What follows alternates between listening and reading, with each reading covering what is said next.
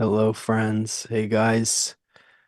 Hey, Uh, we are so fortunate that we get to be involved in something meaningful in our lives, that we get to carve out a time of, out of work, out of everything else, to talk about the purpose of our lives, the meaning of our lives, to be engaged in something bigger than us. I just wanted to take a second, first of all, that we're here together and just say thank you for being my friends.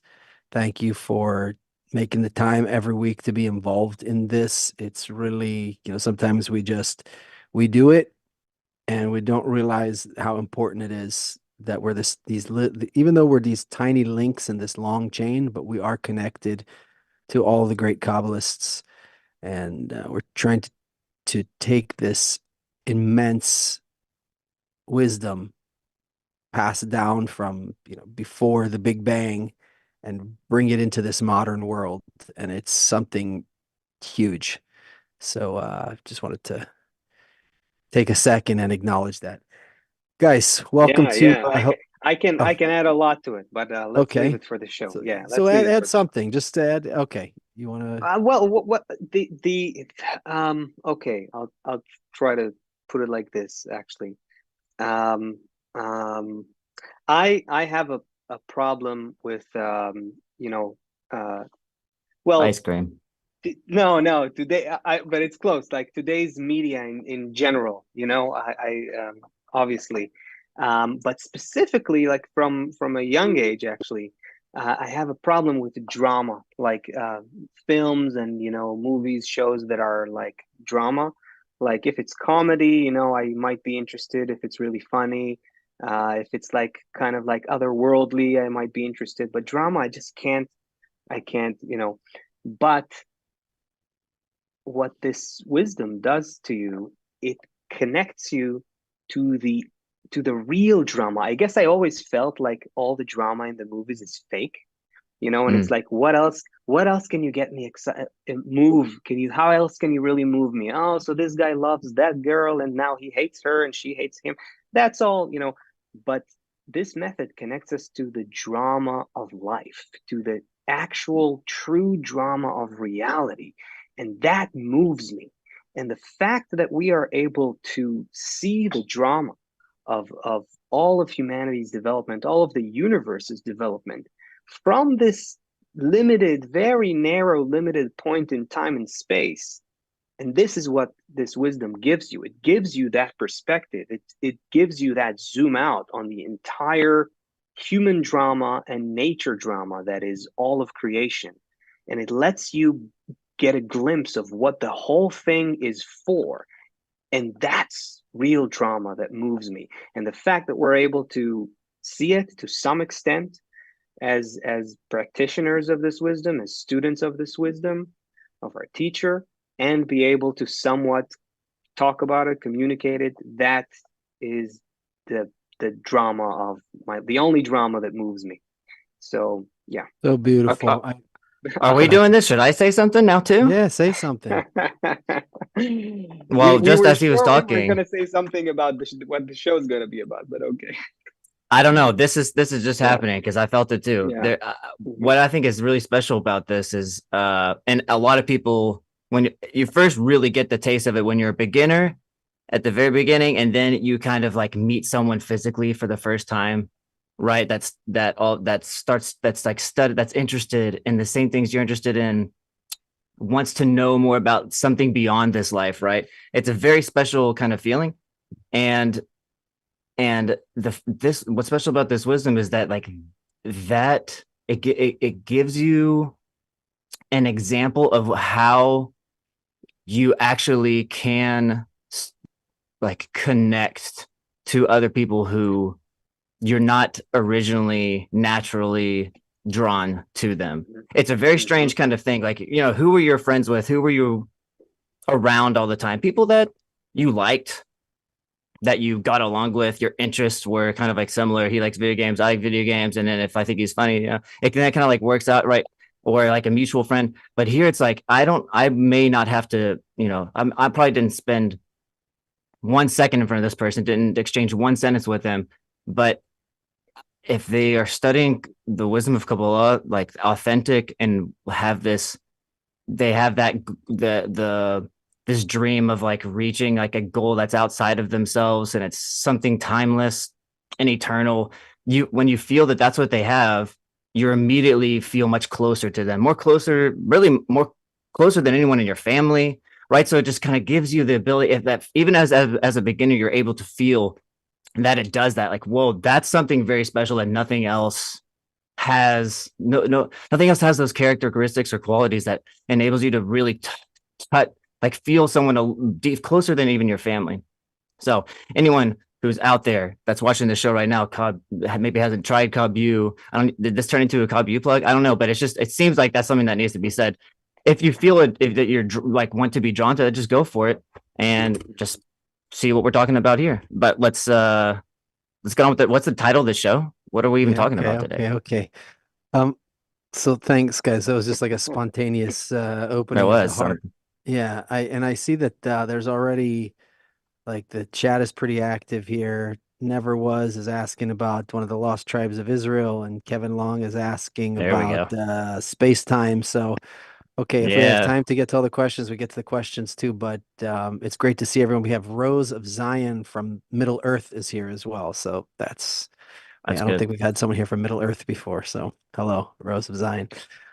Guys, Hello. every year around the secular New Year, which I heard a Russian friend today call it Sylvester or demigod or something else they call. I don't know. Novi God. Novi Novi God is God. Yeah. that's the Russian Okay, so term for it. Yeah. this new year that we have, January, December 31st, January 1st, um, every year around this time, I always get like on my Spotify or here, like, or you see like in the market when you're checking out of the market, even though I order all my groceries now, but you used to get like, the best songs of the year or your top songs of this.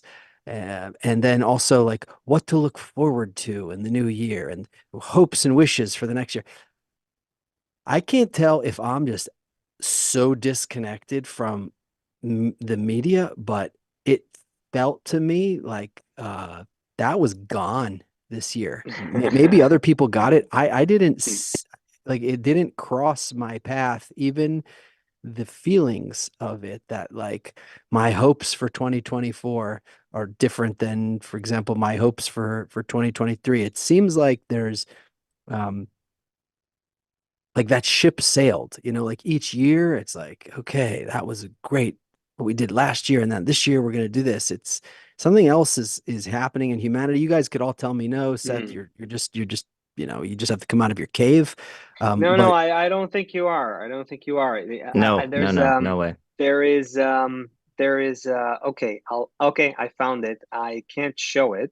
Maybe you can, one of you can show it. Maybe I'll send it to you. There's a meme, I guess, you know. If you, I don't know if you can show, I'll just describe what it is. It's in our Okay, here we go. One secret second. Give WhatsApp me chat. one Can you sec. show it? Okay, just show You got that? it. Yeah. Is yeah, that right, being So shown? exactly. so so some people are feeling something, that's for sure. Hmm. You know? Yeah, it's like Yeah, who so knows there's what's coming. Yeah. exactly. So there's a real okay, first of all, there's two serious headline making wars going on. We still, even though it's not in the news every day, the Russian Ukrainian war is still going on. The war in Israel, the Palestine Israel war is still going on. There's others, but we have two major kind of like world war not world war, but wars that are uh, Oh yeah, they g- are. Well, they're not yet a world war, but they're definitely events that might turn into a world war and that are dividing the world into camps and that are creating tension that is beyond the locale in yeah. which they're happening. So Yeah. so we have these wars going on. We also, whether you're also in a cave or not and realize it or not, this year was a huge year for AI. So, what does that mean if you haven't been paying attention to what that means? The same way that our lives changed once we got cell phones. If you Mm-hmm. remember, like I was a teenager in the 90s. I traveled across the country multiple times in the 90s with a paper map and without a cell phone. You just went. And if somebody didn't hear from you, it was normal. Yeah. Today, if you can't get a call back from somebody in a half an hour, you think that God forbid they're dead. So, our Yeah. lives really changed because of social media, Yeah. because of the mobile phone. More than that, our life is going to change because of AI in the next few years. More than our lives changed because of the Right. phone, our lives are Right. going to change from AI No in the doubt. next few No. years. So this Yeah. is also something, um, but there's but I want to bring up a spiritual crisis, and towards our Mhm. show here, this shift uh, towards something more spiritual, because what's happening, and if everybody here thinks about it for a second, the more that we develop, the more that we invent, we think that each time we invent something new, it's going to make our lives better. Each time we develop some new innovation, society is going to improve. But what happens now, it is 100% true that there's less polio in the world, for example, right? It's 100% true that there's less hunger in the world. These things are undoubtedly true. The quality of material life is improving. As crappy as everything feels, if you looked at how people lived in the past, how primitive and savage life was compared to how it is now, as crappy as it is now, we could still say it improved. However, the more we develop, the more empty we become. Okay, let me give you a simple example of that. Suppose you're a big movie star or a big famous musician, right? You have the biggest album in the world. You play Wembley Stadium or you play at the Super. You reach the top of everything you could do. You have millions of dollars in the bank. You have a house overlooking the beach, and you still feel empty. That's a huge problem. Because if I don't have food, then if I can get food, I can be happy. But the crisis of the modern person is Hmm. we mostly have everything we need, just to survive. And And yet we can we really say we're happy? Yeah, no, I we're see we're what you mean. all Yeah. so all Hmm. of these uh, innovations, everything that's invented and innovated, really what's happening, if you look behind the curtain at what nature's doing to us, it's making us qualitatively more empty, more suffering. And everyone in the world suffers. And why is everyone in the world suffering? Everyone in the world is suffering because we don't have, if you're hungry for food, you have a stomach, you know where to put the food. If you're hungry for Hmm. touch and you get touch, so you have pleasure because you were touched, you have skin to be touched. But if you're existentially empty, if you're on a soul level craving for something meaningful, for something fulfilling, more than just food or touch or something like that, we're missing what the wisdom of Kabbalah calls these vessels to Hmm. receive this pleasure. And therefore, we invent something greater, and yet we're still empty. We Hmm. invent something bigger, and we're still empty. We get a new technology, and we're still empty. And it's pushing us and pushing us and pushing us because if I didn't have, like I said, I'm just going to repeat it again. If I didn't have food and I get food, okay. But if I got food and I got a house and I found someone to touch me and I have enough money in the bank to I don't know, to go away once a year, or if I had enough Hmm. to, and I'm still empty, that's a problem. But that's such an Yeah, opposite. It's such a illogical way of going about it. The wisdom of Kabbalah saying, no, no, the the way of feeling good is there. You just got to go get it, but you don't know how to get it. You don't. It's like the opposite. You're saying the vessels are lacking, and we're always thinking yeah, the pleasure is lacking. The pleasure is right there. Here we go. I'm just gonna fill myself and feel good. But the approach that Kabbalah takes, the direction that it says, no, you're missing the way to feel that pleasure. That's where you're not going to find that answer probably anywhere else. And still, you can't, because you can't feel the pleasure, you can't feel the need for that pleasure, the desire for that. But it's just the opposite way of opposite way of approaching, and we're not. That's not a natural way that you would come to that conclusion, unless the wisdom of Kabbalah tells you. So there's a problem. There's a problem. the yeah. I mean, tell me if you how much you want to go into this, but You always threaten us with that question. The answer is always the same. I'm sorry. I think it is always the same. No, As much as you can. I think it's directly related to our limited perception of reality. Our we what we see is not reality. We And this is something that today is also becoming very, very understandable from our scientific research. We better and better see that how we perceive the world is not necessarily what the world really is. What we think of as reality, nature, the physical world, all of that has to do directly with our limited perception. And our concept of pleasure also is a direct product of our perception of reality. What we think of as pleasure is this idea of chasing something, getting some pleasure out of it, and then wanting more and being empty. You want something, you get it, you want something else. You want another thing, you get that, you want something else.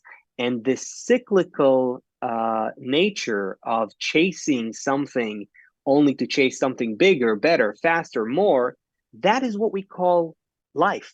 Essentially, that's life. That comes from a limited perception of reality where we feel ourselves as physical bodies that live and die in a Let's just hold on. transient Let's kind of. slow it down for Okay, everybody. I told No, you no, you this is might no. want me to We slow want we down. want to run.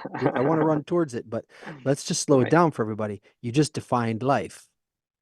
I mean, life is a series, is a progression of chasing one desire after another. You could even say chasing your next breath, then chasing your mm-hmm. next meal, then chasing your new pair of Absolutely. jeans, then Mm-hmm. chasing, uh, I don't know, whatever. There, The uh, whole thing is to chase that. And then if you, once that stops, for example, and you just become vegetative, there's no real life left. The person could still be right, alive, right. right, with on a tube in a bed. Their body is still alive. We call it it's in a vegetative state, but they don't have, life in them anymore. They're not out chasing for anything. Chasing another pleasure. Exactly. I mean, Oscar Wilde, I believe, Yeah. nailed it when he said something like, "There's only two tragedies in life. Oh God, this is One, yeah, this is not. He was really onto it. I think.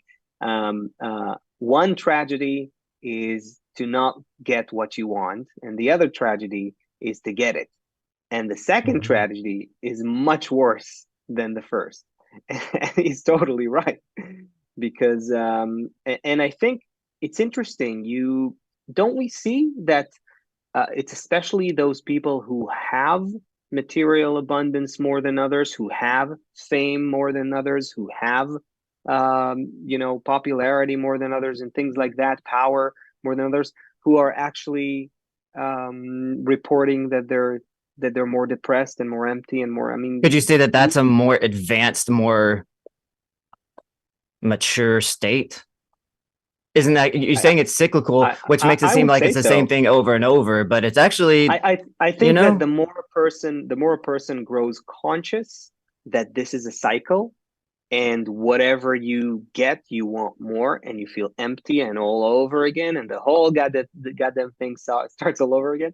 that I think that yeah, I do think that if the more conscious a person is of that mechanism, of that cyclical nature of how we receive pleasure in our limited perception, that makes a person to in a certain aspect more evolved. Yeah. Yeah. So other methods offer an escape from this problem. There's Hmm. many different approaches, right? There's like there's several thousand religions and different methods. So, for example, um,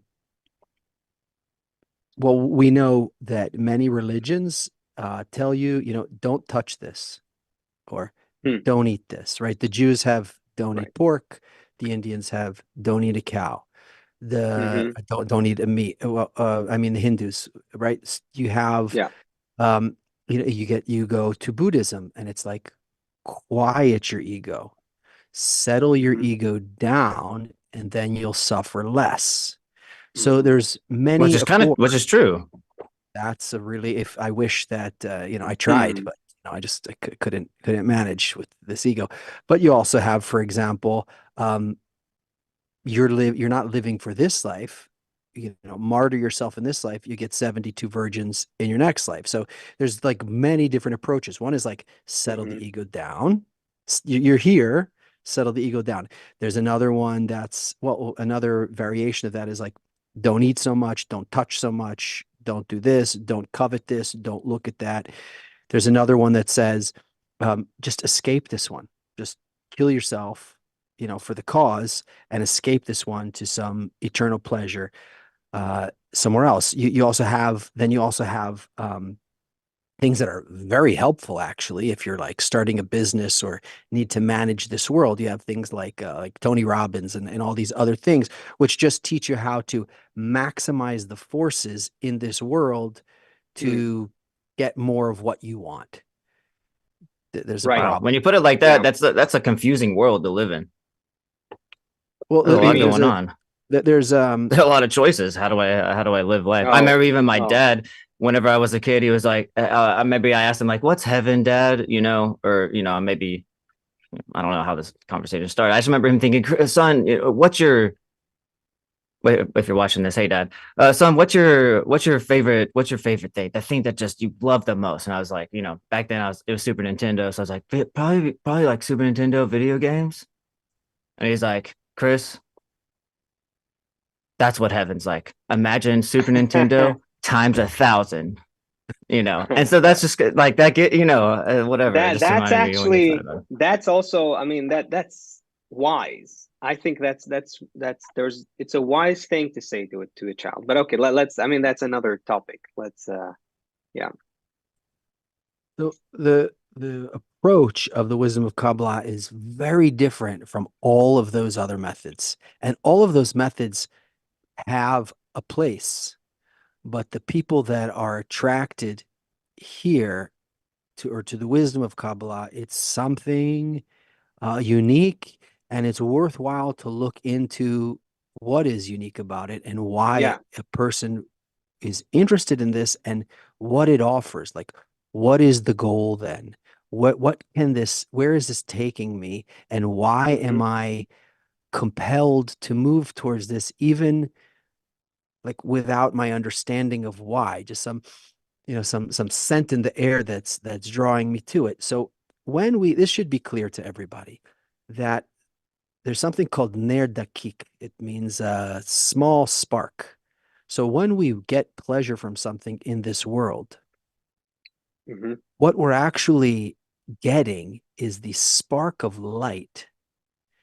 That's a tiny spark of light that's inside it. So if I get pleasure from food, from sex, from money, from anything in this world, what I'm really getting is there's a spark, and that spark is clothed. Either it's clothed in something inanimate, it's clothed in something vegetative, it's clothed in something animate. For example, if I eat a hamburger, right, it's clothed in something animate. Uh, so what we want is the spark inside. Now, how can I ingest the spark? Well, it goes back to what we said Hmm. before. I don't have a vessel to put a spark in, but I do have a mouth and teeth that could chew a hamburger. So I can get the spark in me from eating a hamburger, but it's a small spark. It takes a lot of work and it goes away quickly. Is So but isn't that that's one of that's one of the things that every single time just leaves me feeling like this reality is something's being extremely hidden from us. You talk about meat, you talk about swallowing like a good piece of food, stuff. Imagine it's like, that chunky monkey or whatever, and it's like in your mouth and it's going down. Have you ever been on a diet? Probably not. And you're like, you put something you put it in your mouth and you're like, nope, I'm not going to do it. And then you spit it out. Have you ever done that? You try it one time if you haven't. It's like, it's like your body doesn't know what you're doing. It's like your body and your brain are like this crazy conflict at that moment. And it's like a weird suffering. It's like, it has to go down your throat, for you to like receive the pleasure. But why? This is just like some flesh and there's some nerves, but like there's pleasure going somewhere. So every time you bring up that example or someone brings up that example, it really makes you like recalculate, like, whoa, where's this I inside this body? Yeah, those questions. Where is this is a huge thing, which is, again, it's a whole topic in itself, but like, where is pleasure felt?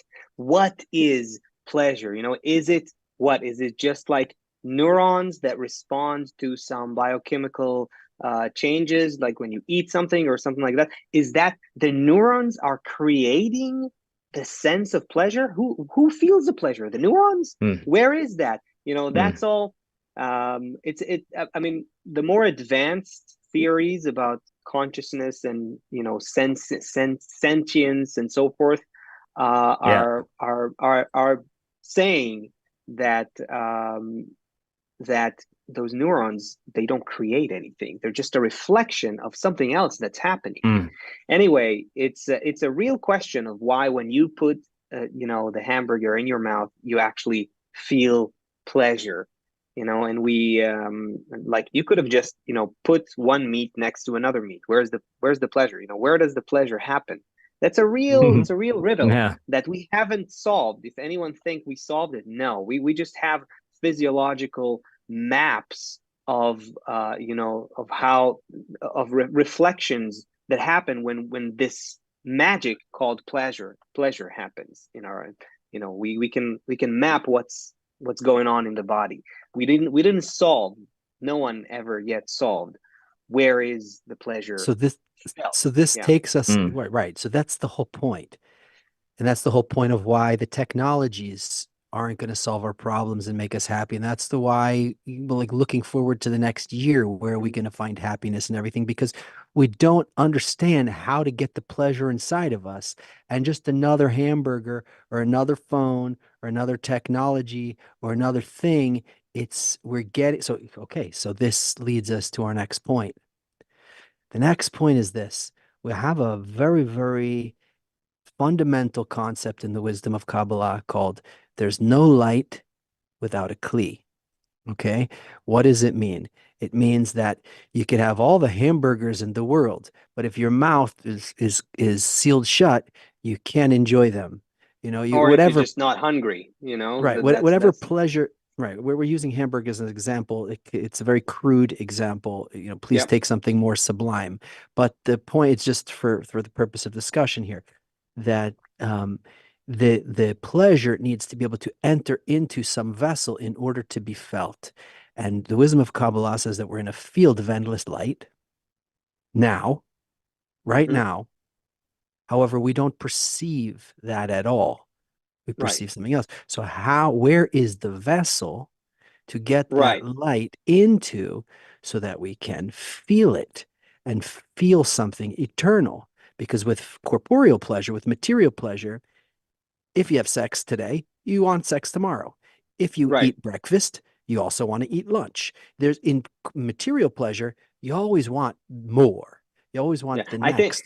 I think that's the key to open up this question. Where is that, and what is that kind of boundless fulfillment?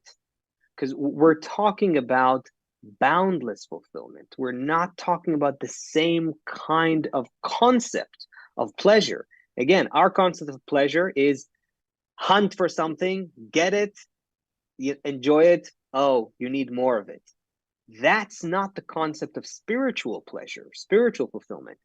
In terms of spiritual fulfillment, we're talking about being immersed in pleasure, being a vessel, a conduit for pleasure that flows through you. Not that you're chasing and trying to have it for as long as you can, but rather you become immersed in that. You become it, you become a part of it. That's a different kind Oh, of fulfillment. that's That's a a different kind of fulfillment that life. that's exactly. It's a completely different kind of concept of life. Our concept of living, we are chasing pleasures, getting empty again, chasing them again, and so on and so forth until we die. Sorry to, make our life so, but that's pretty much what happens with your body, from the day you're born to the day you die. Spiritual pleasure is a completely different thing. We're talking about accessing a level of emotion and a level of consciousness. There's a heart and the mind element that come here that are beyond matter, and that is possible because we are already beings that are beyond matter. We're not really material beings. That's how we experience and perceive our existence right now. That's the limited box of perception that we are in right now. We think we're a body that lives and dies. We think we live in a physical world. We think there is physical space that we move through and time that flows by. That's how we experience reality. It's not reality as it is.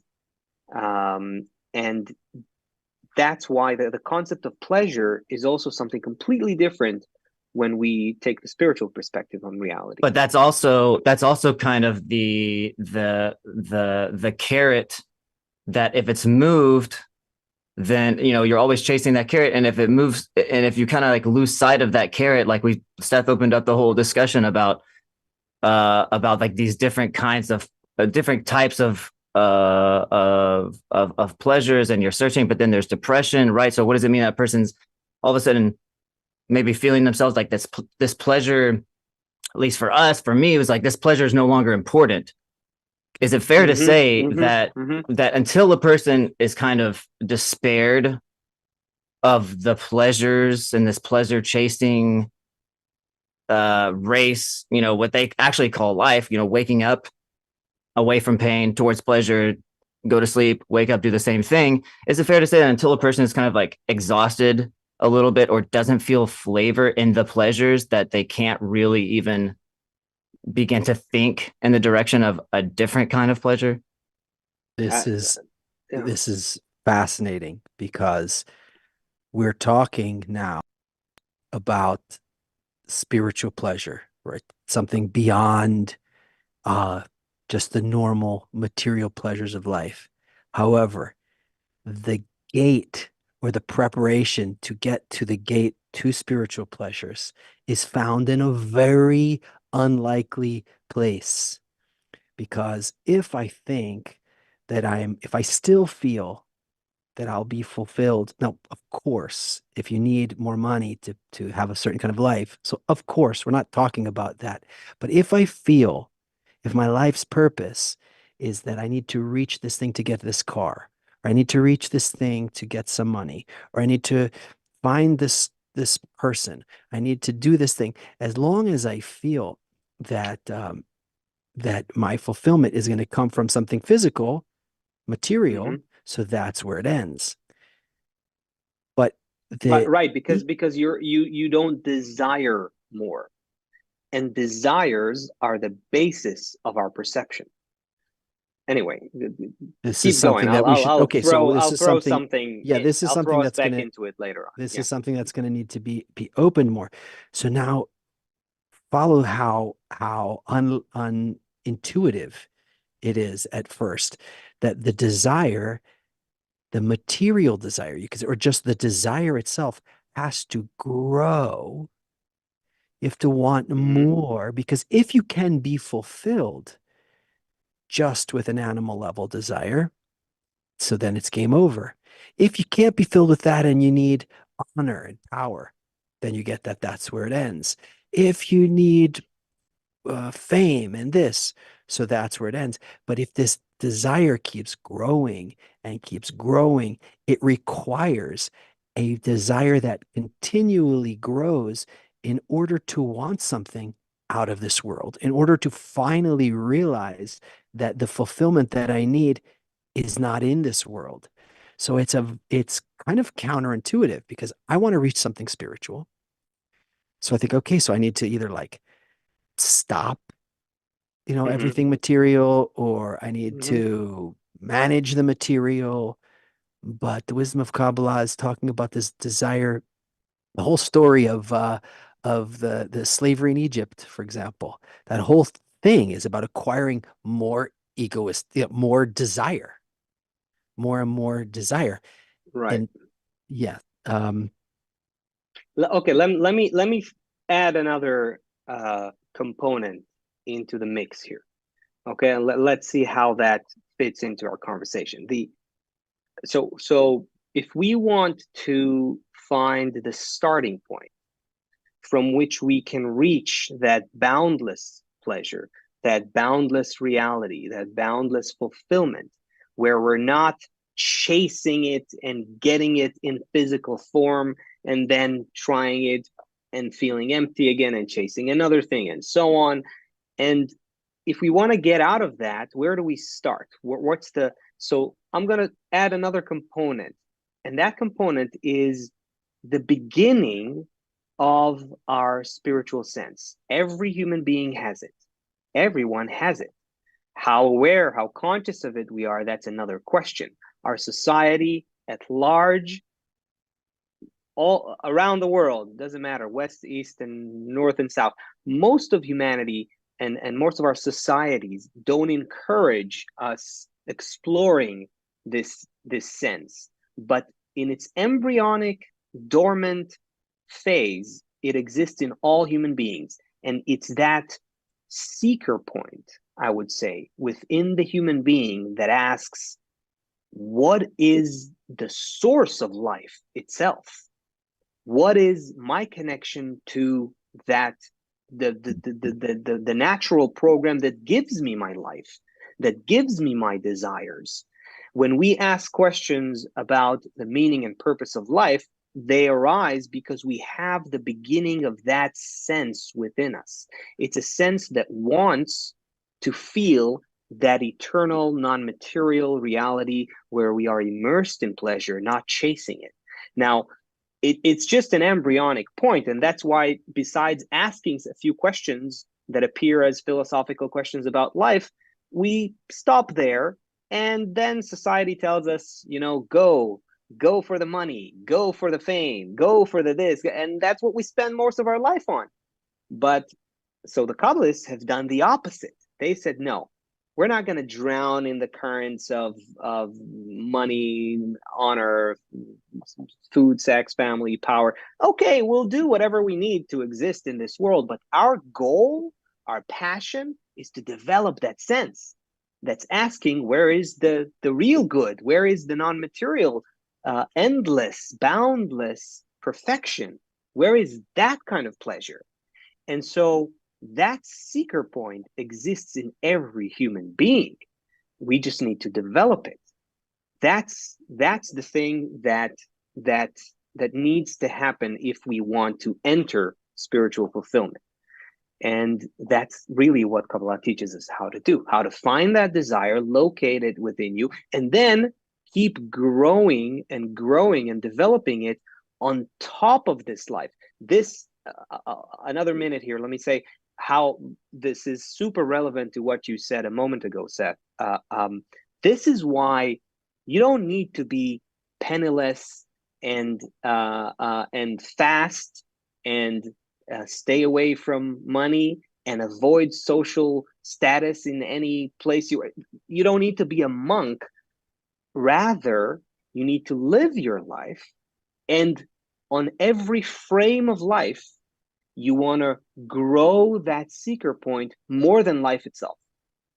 That's the method, meaning the importance of finding that non-material realm, accessing it, growing that desire has to be more important than all your other desires. It's the Now, greatest yeah, drama ever yes. written, and it's constructed specifically for each. It's like a custom made drama for each person, Mm-hmm. that within the Oh, it's exact beautifully life, said. Well, with well said. Yeah. within the Mm-hmm. life you're in now, with the relationships you have now, and the Yep. place you are now, this whole picture, this whole perfect puzzle has been given to you in order to unlock eternity, specifically where you are, specifically through the characters that are given to you now. There's nowhere to Mm-hmm. run to. There's nowhere to go. We're in a field of endless light, and the whole system arranged this whole drama for you here. And to realize that, I think that's where this kind of over opening of the heart and this overflowing of the heart that we started with came from, was like a moment of gratitude Yeah. that's what's going on here. And so now we can again understand, as we go into this new year, and as more technology is being developed. Remember the story. We mentioned it a minute ago, but this whole process of when the Israelites went down into Egypt, and what were they told before the Exodus from Egypt, before they left the material realm, and they went through this passageway, this spiritual birth canal into the spiritual realm, when they left, when they ascended out of Egypt, what were they told to do down in Egypt? To borrow vessels of gold and to borrow vessels from all of their neighbors. I mean, to acquire more and more desire, more and more vessels. Right. Why? Because if we're satisfied with a little, then we don't aspire for something eternal. And so here, while we're just normal people living a normal, and that story, that whole Torah story is talking about each and every one of us. This is what the wisdom of Kabbalah opens for us. We're not talking about a Yeah. historical book. We're not talking about a book of fables. We're talking about an inner process that each person goes through. So while you are now, whether you're in Alabama, or where else are you from?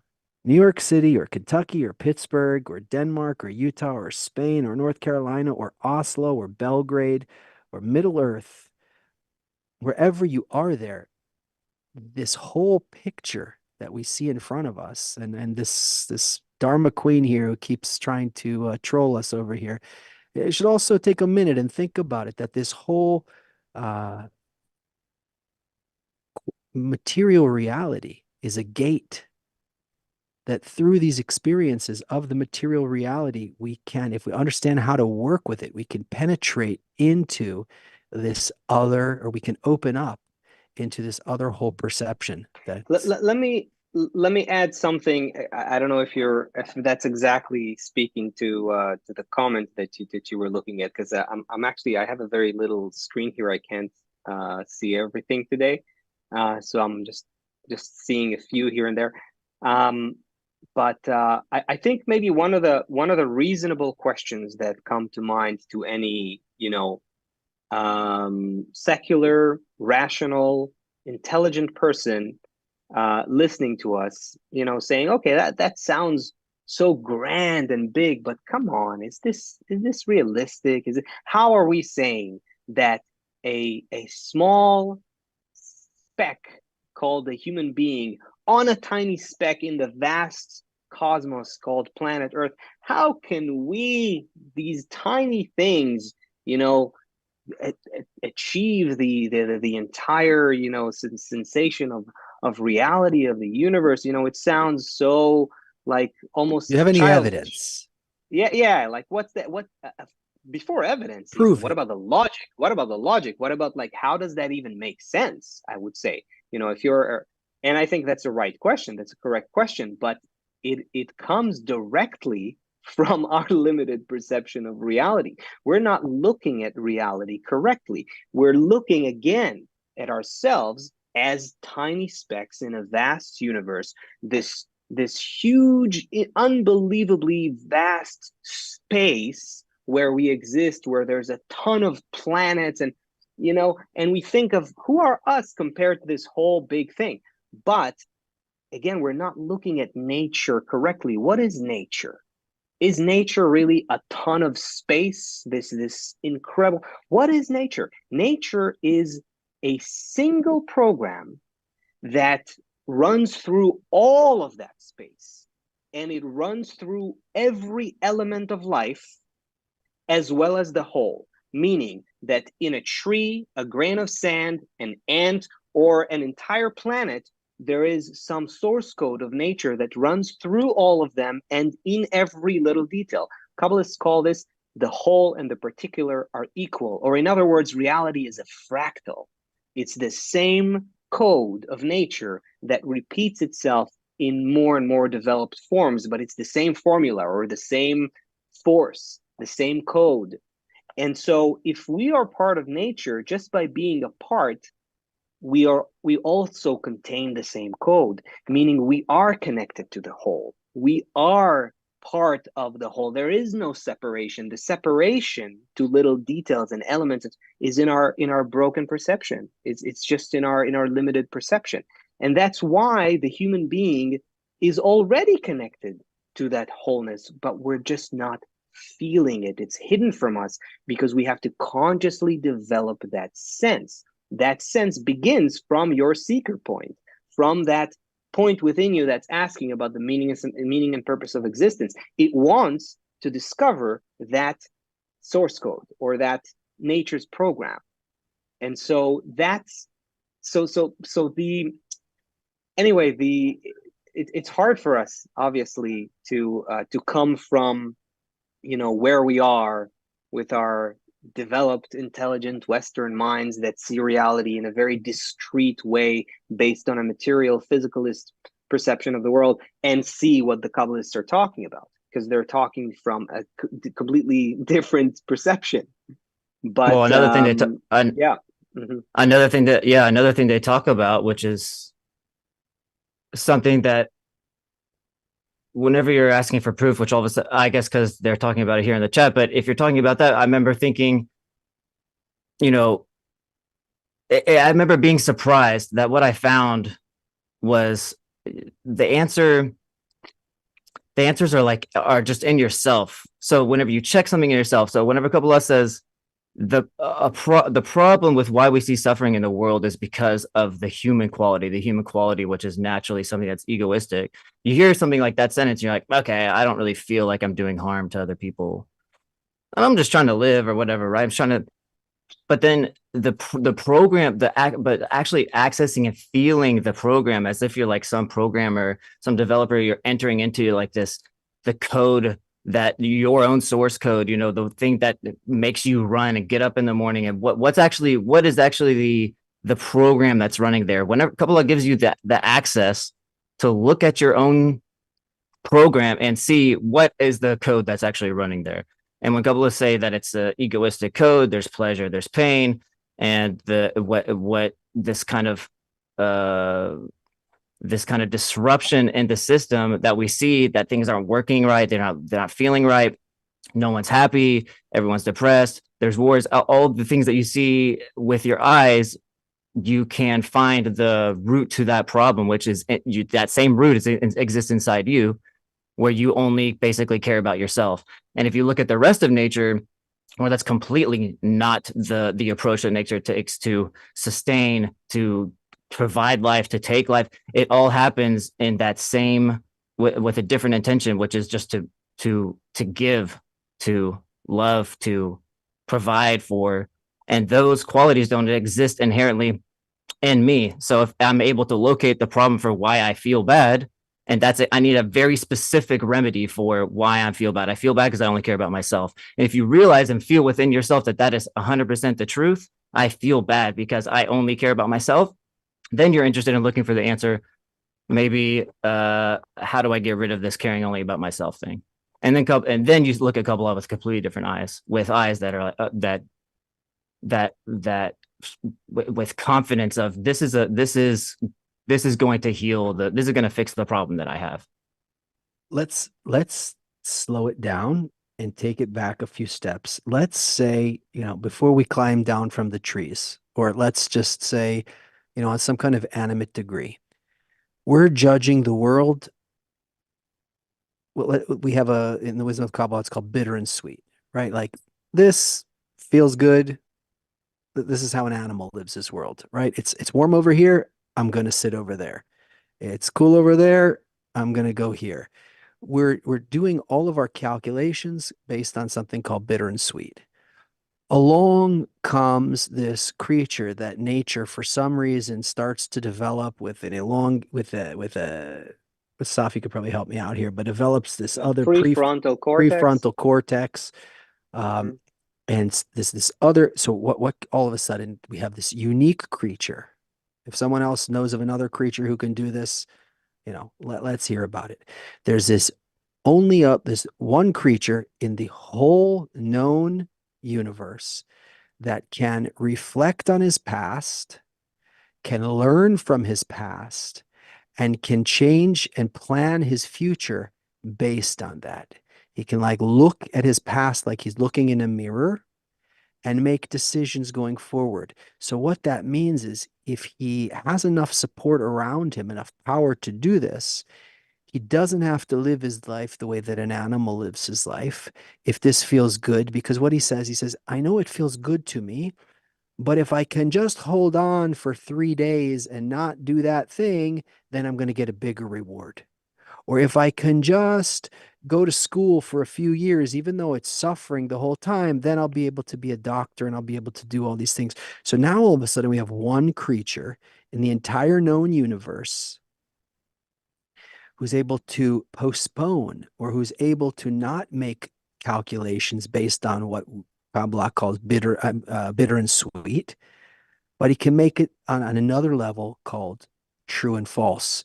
That's just what we call it, but it means that he doesn't have to make calculations based on what he feels today. He can find some other goal.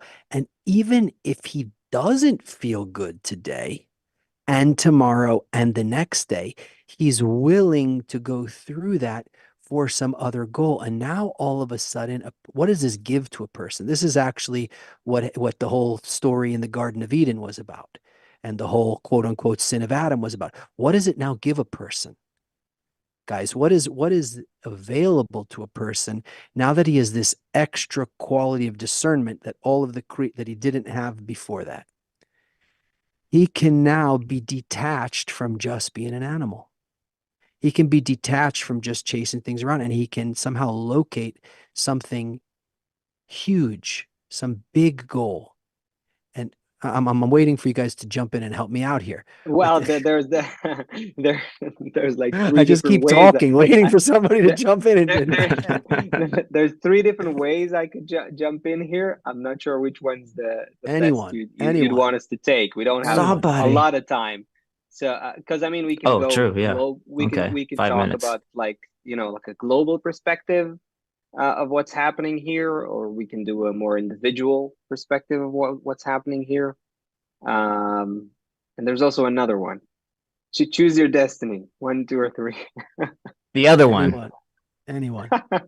The other one. The um the thing you mentioned about the uniqueness of the human being with regards to the mechanism of pleasure and pain. So I would I would put it like this: our ability that is not found in any animal, and this corresponds with scientific research, of course. When an ant plans for the winter, you could say, wait a minute, she's planning for an entire year ahead. That's all instincts. That's embedded in their DNA.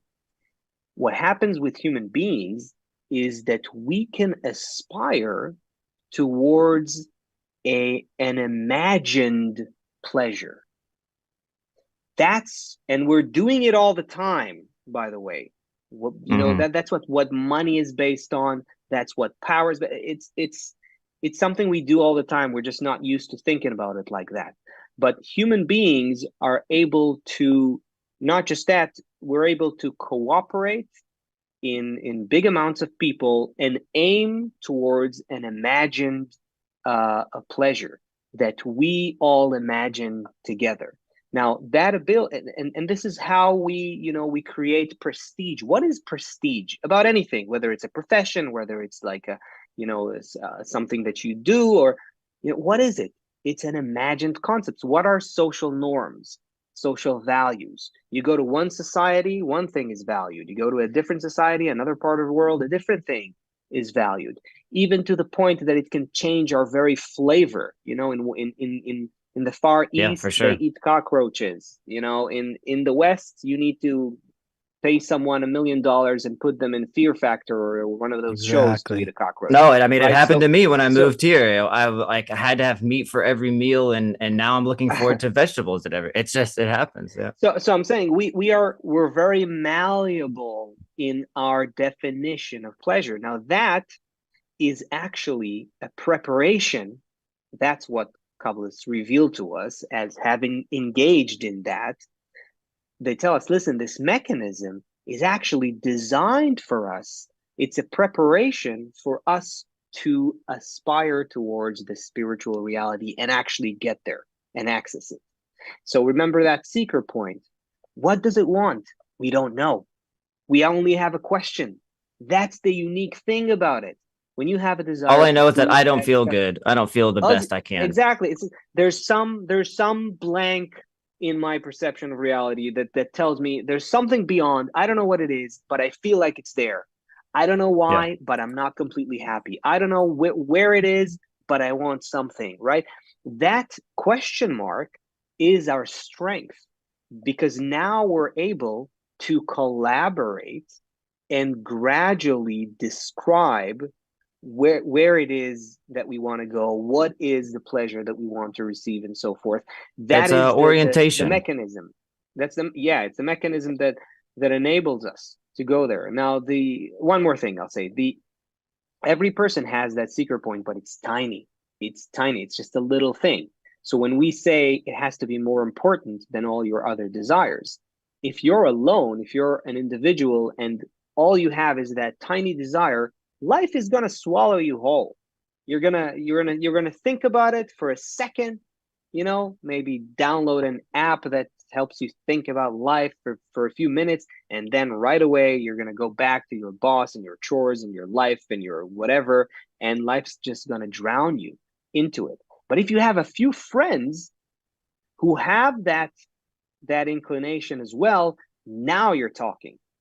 Now you're already a completely different, you can become a completely different creature, because now you're able to not just inspire each other.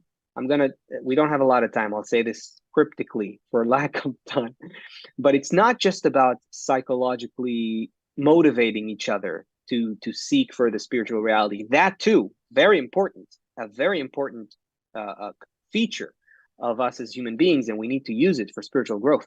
But the thing that we're tapping into here is even more than that, because remember that source code, nature's program, that binding force that exists throughout all of reality, all of nature. It exists in connection between the elements, not in you can't find it with just an individual element. You have to find it in the connection between the elements. And so when people with their seeker points, when they work to get into resonance between those desires, and they raise this desire above all the other desires together, they inspire each other and so forth, they begin to feel that in the connection between their seeker points, there is a unique vibration that's flowing.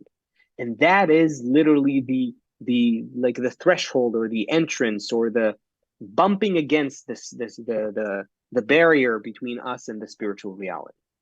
It's there in the connection between us that also is the same connection between that runs through all of nature. But we didn't even say what the spiritual reality was. All it's like that, and there it is, and that's the border to the I enter said the it'll be great land. cryptic. But you can't look I said inside. it'll be What's cryptic. We there? don't have enough time. Great. Let's Seth, talk about it next time. what do we That do? was great.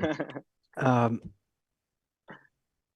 we want to we want to feel that for whoever here wants to feel some we want to feel for those who are interested and who want this. We're not talking to those people who are not interested.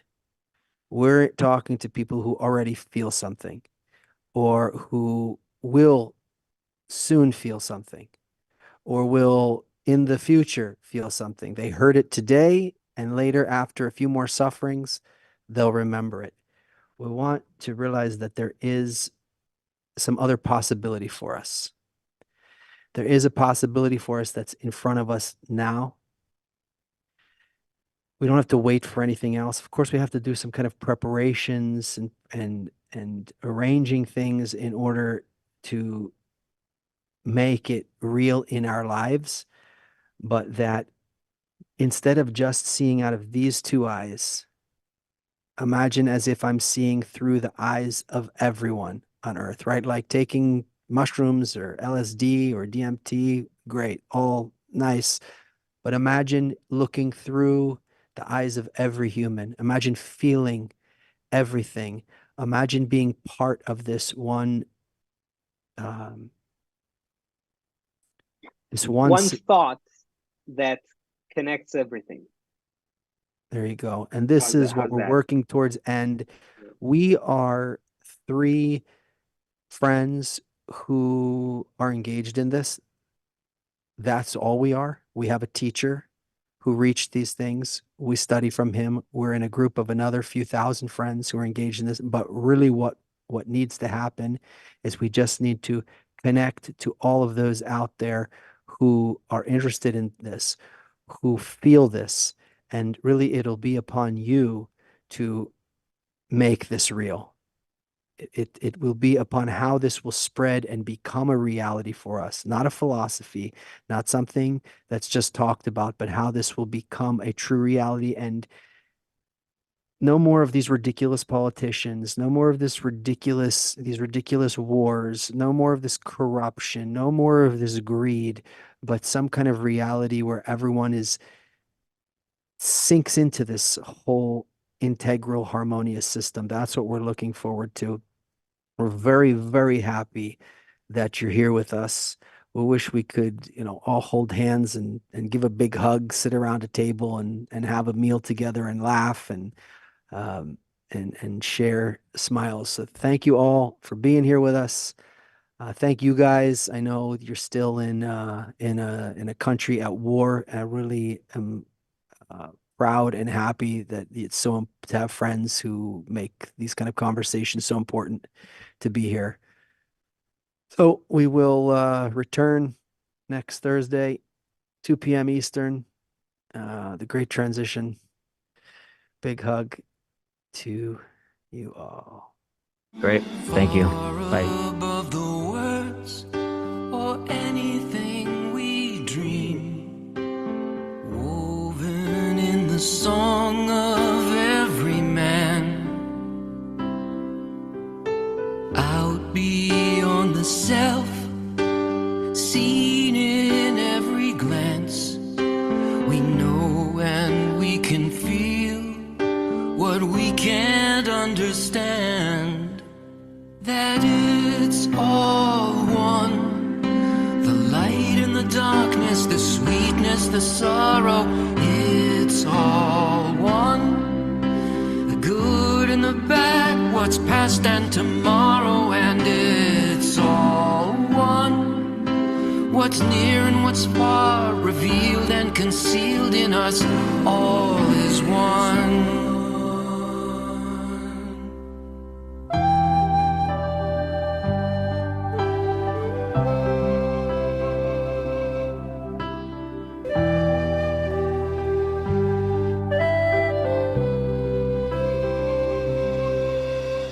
Now we bow our heads, stand above the pain, lost inside the friends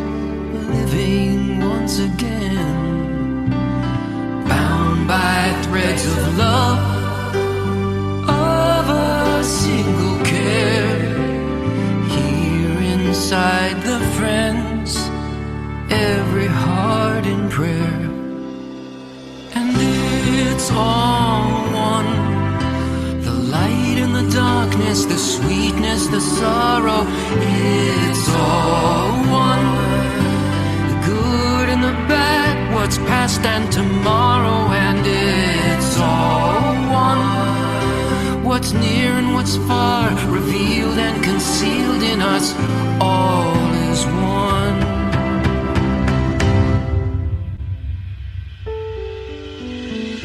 In the blink of an eye, it'll all disappear, and we'll turn from this world to a world without end, where each sin that we've sown will be shown in our favor. This is our life, this is our labor, till it's all one.